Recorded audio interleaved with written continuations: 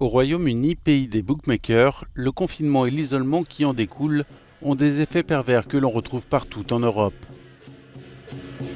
La période est propice au retour des addictions et le jeu connaît une nouvelle vague qui emporte de nombreuses personnes, rendues vulnérables par une distanciation sociale inédite.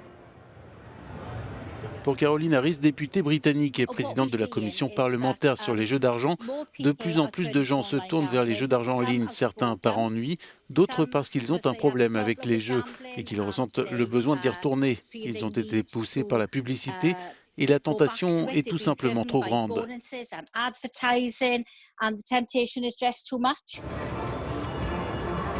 Alex Macy connaît parfaitement cette addiction.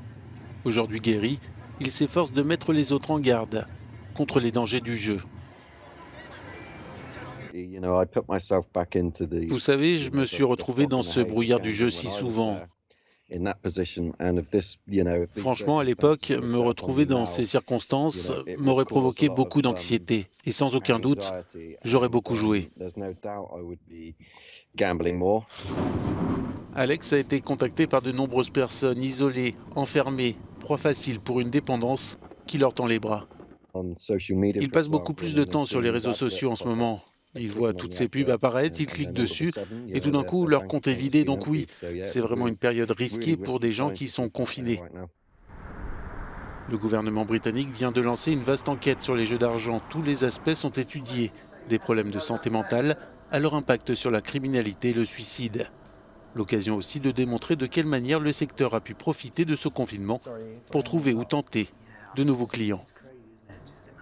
Je ne crois pas honnêtement que nous puissions même deviner combien de personnes deviendront des joueurs à problème au cours des prochaines semaines. Car c'est une activité facile à faire, facile d'accès, où il est très facile de dépenser et de devenir excessivement accro.